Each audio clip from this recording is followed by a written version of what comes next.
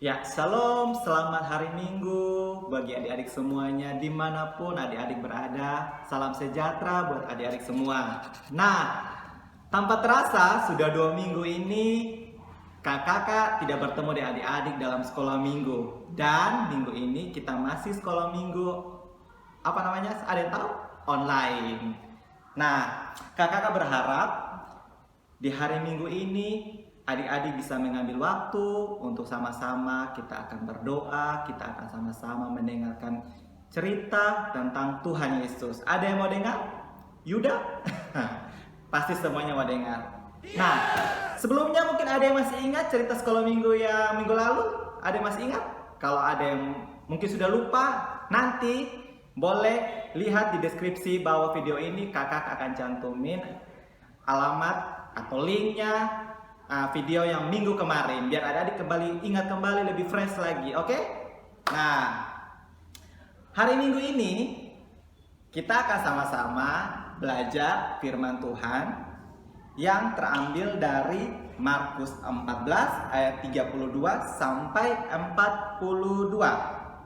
Nah, nanti ada di bawah sini ya adik-adik ya. Nah, tapi sebelumnya Kak Paul mau tanya nih. Minggu kemarin ada tidak yang masih ingat cerita yang dibawakan oleh Kak Ina? Nah, kalau masih ingat, kira-kira di mana? Ya, cerita minggu lalu itu terambil dari Kisah Para Rasul 5 ayat 1 sampai 11 dengan dibawa judul Ananias dan Safira. Kira-kira adik-adik masih ingat tidak pesan yang diambil dari ceritanya Kak Ina? Ada yang masih ingat? Nah, yaitu salah satunya adalah jangan menipu. Nah, itu sedikit bocoran dari Kak Paul. Nanti adik-adik kalau mau lebih jelasnya bisa nonton videonya yang minggu kemarin, oke? Nah, sebagaimana tadi Kak Paul sudah bilang dari awal, kalau firman Tuhan hari ini terambil dari Markus 14 ayat 32 sampai 42. Jadi adik-adik bisa minta tolong bapak, mama, atau kakak bantu adik-adik buka Alkitab. Terus sama-sama baca. Oke, kalau gitu Kak Paul kasih kesempatan adik-adik untuk boleh buka Alkitabnya untuk baca. Oke, semua sudah baca kan? Nah, judulnya tentang apa? Iya, benar sekali. Judulnya adalah di Taman Getsemani. Nah, ada yang mau dengar ceritanya? Oke deh, pasti semuanya semangat ya, karena hari ini hari Minggu di rumah terus santai-santai, tapi meskipun santai-santai belajar firman Tuhan. Oke. Nah, ceritanya di bawah judul di Taman Getsemani. Di situ kita belajar tentang siapa? Tokohnya ada yang ini simak tadi? Ada Yesus, ada Tuhan Yesus dan murid-murid. Nah, di cerita ini menceritakan bahwa Tuhan Yesus mengajak murid-muridnya. Nah, mereka tibalah di sebuah taman. Dan pada saat sampai di taman, Tuhan Yesus mengajak ketiga orang muridnya. Nah, ada yang tahu? Itu ada di ayat yang ke-33. Tuhan Yesus membawa siapa? Tuhan Yesus membawa Petrus. Tuhan Yesus juga membawa Yohanes. Dan satunya lagi Tuhan Yesus membawa Yakobus. Nah, itu adalah 3 orang murid yang Tuhan Yesus ajak ke Taman Getsemani. Tetapi Tuhan Yesus sampai di taman, Tuhan Yesus ini bilang kepada ketiga muridnya ini, kalau mereka harus tetap berjaga-jaga. Selain berjaga-jaga, satu lagi yang Tuhan pesan, yaitu mereka harus berdoa. Nah, setelah itu apa yang terjadi? Tuhan Yesus masuk sedikit ke dalam. Tuhan Yesus juga berdoa. Dan pada saat Tuhan Yesus berdoa, murid-muridnya juga Tuhan Yesus kasih tinggal. Pada saat Tuhan Yesus selesai berdoa, Tuhan Yesus kembali. Dan apa yang terjadi? Di firman Tuhan berkata bahwa murid-muridnya tertidur. Nah, apa yang terjadi? Tuhan Yesus mendapati murid-muridnya tertidur. Terus Tuhan Yesus bilang pada ayat yang ke-37, Tuhan Yesus langsung membangunkan siapa? Petrus. Tuhan Yesus membangunkan Petrus. Tuhan Yesus bilang apa di ayat yang ke-37? Petrus, nah, Simon, sedang tidurkah engkau? Tidakkah engkau sanggup berjaga-jaga 1 jam? Nah, Tuhan Yesus membangunkan Simon Petrus. Simon dulu nih, sonde bisa ini sanggup berjaga-jaga 1 jam, soko. Nah, beta berdoa sebentar, kembali. Beta Simon, Tuhan sudah lihat Simon Petrus sudah tertidur, dan dia punya kawan 2 orang tadi, Yakobus sama satunya lagi Yohanes. Nah, setelah itu Tuhan Yesus masuk lagi ke dalam ke Taman Getsemani. Tuhan Yesus berdoa lagi. Pada saat Tuhan Yesus kali kedua Tuhan Yesus kembali, Tuhan Yesus dapati mereka tertidur lagi.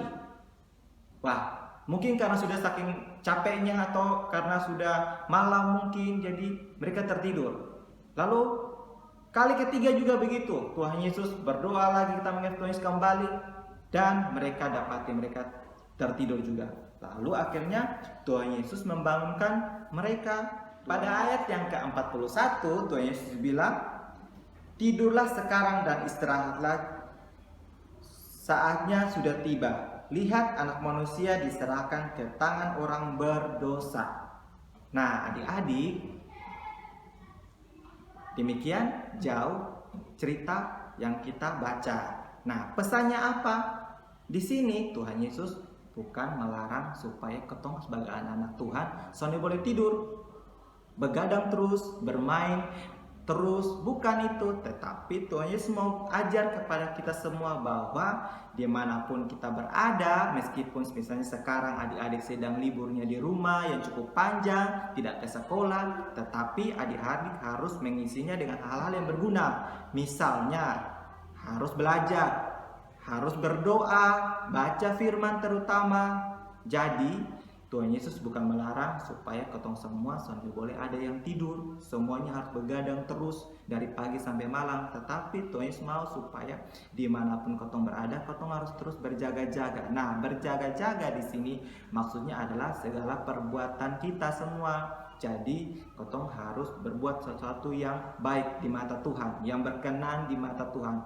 Misalnya, sonde boleh bolos sekolah, sonde boleh melawan guru, melawan orang tua, ataukah ketong berkelahi dengan kawan-kawan.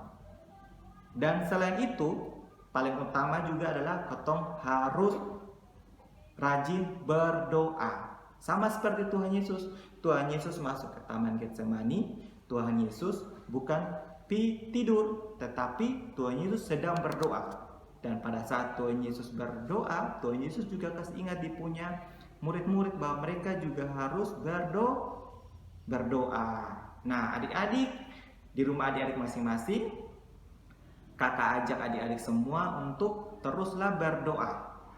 Meskipun ketong sonde pernah untuk beberapa saat ini ketong sonde datang sekolah minggu, ketong sonde kumpul sama-sama untuk puji Tuhan, sonde sama-sama untuk berdoa sama-sama, tetapi Tuhan Yesus izinkan kepada ketong semua untuk ketong di rumah pun ketong bisa berdoa sendiri, atau ketong bisa ajak ketong bapak, ketong ajak ketong mama, ketong pun kakak atau ketong pun adik buat sama-sama ketong kumpul dan berdoa.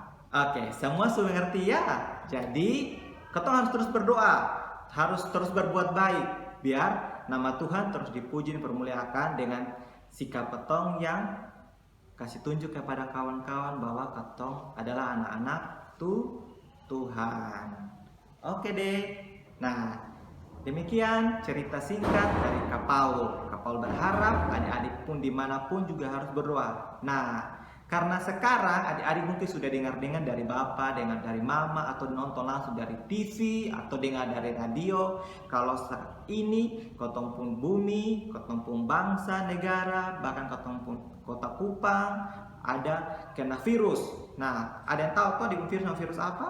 Nah, virusnya adalah virus corona. Nah, akibatnya pasti banyak tuh yang sonde bisa pergi mana-mana, semuanya harus tinggal di rumah, semuanya sonde boleh berjalan. Kayak misalnya adik-adik sonde bisa sekolah, sonde bisa ketemu kawan. Nah, untuk itu ketong harus sama-sama ketong berdoa, buat ketong punya bumi ini, ketong punya bangsa negara ini, kota Kupang ini, bahkan tempat tinggal ketong semua. Ketong harus berdoa supaya Tuhan Yesus kasih sembuh kembali ketong semua. Tuhan Yesus pulihkan kembali, biar suatu saat pasti ketong akan bertemu, dan ketong juga akan bertemu di sekolah minggu. Oke? Nah, untuk itu mari ketong sama-sama berdoa tutup.